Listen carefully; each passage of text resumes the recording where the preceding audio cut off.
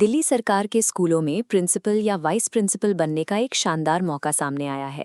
We are looking at a combined total of exactly 828 government vacancies across both roles. The window to apply is incredibly tight. It opens on July 25th, 2026 and closes on August 14th. Before you start gathering application materials, you need to understand what you are looking at. This is special advertisement number 51 by 2026, an indicative notice, not the final rulebook. An indicative notice is essentially an early warning signal from the government. It tells you the jobs are coming, but it omits the complete, legally binding guidelines. So while this volume of open positions is a massive opportunity for educators, acting strictly on this incomplete data right now carries significant risk. Because this is a direct recruitment handled by the Union Public Service Commission, the vetting process will be rigorous. Once that 20-day application window opens, you will have zero margin for error to fix mistakes. If you need updated category or PwBD certificates, you have to initiate that paperwork right now. Government processing takes time, and you cannot afford delays. Applying through the UPSC means entering a field where high-level administrative competence and long-term teaching backgrounds are the standard expectation. Prioritize an audit of your documentation right now. Even minor administrative errors will trigger an automatic disqualification long before you reach the examination stage. Let's break down the posts. As you can see in this matrix, 124 of the total vacancies are allocated to the principal role. Notice the compensation tier added here. The principal position sits squarely at pay level 12. Pay level 12 represents top-tier government compensation, carrying immense administrative authority over an entire school's operations. This bar chart outlines the strictest barrier to entry: age. For unreserved and EWS candidates, you must fall into a narrow baseline bracket of 35 to 50 years old. The bracket expands slightly based on category relaxations, offering up to 53 years for OBC candidates, and the upper limit extends to 55 years of age for SC and SK candidates. Within this structure, 7 specific posts are reserved for persons with benchmark disabilities. By setting the maximum age limit up to 55, the UPSC guarantees the applicant pool will be highly experienced.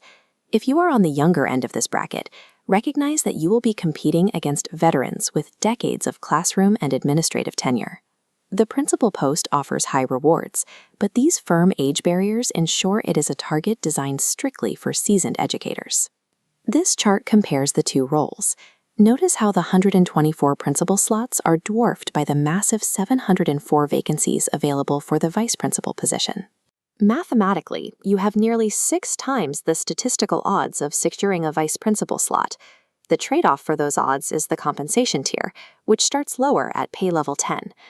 This new chart shows the vice principal age limits, which are much tighter.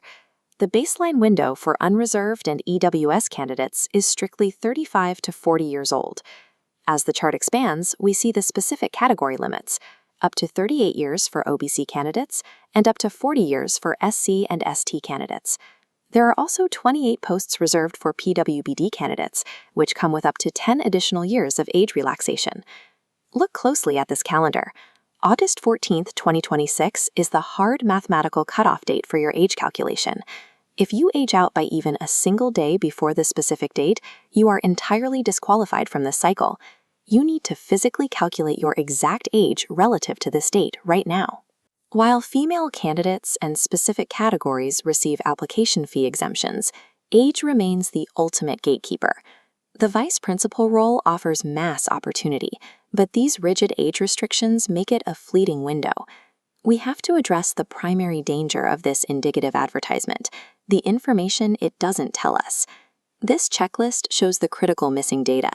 The exact educational qualifications, like specific B.Ed requirements, are not legally confirmed in this short notice. Furthermore, the precise number of years required for PT or TGT teaching experience remains a complete unknown. You also need to understand a complex administrative term being used here: direct recruitment by selection. That phrase gives the UPSC the flexibility to structure the process however they see fit. They could mandate a written recruitment test, jump straight into personal interviews, or combine both. Assuming you qualify based solely on this early notice is a trap that could cost you valuable time and non-refundable application fees.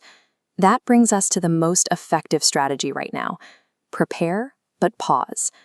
Wait for the detailed, official UPSC notification to drop before you finalize any exam preparation plans or pay any fees. Use this waiting period exclusively to calculate your exact age against that August 14th cutoff date. And use this time to gather and renew your medical, PwBD, and category certificates so they are ready the minute the window opens.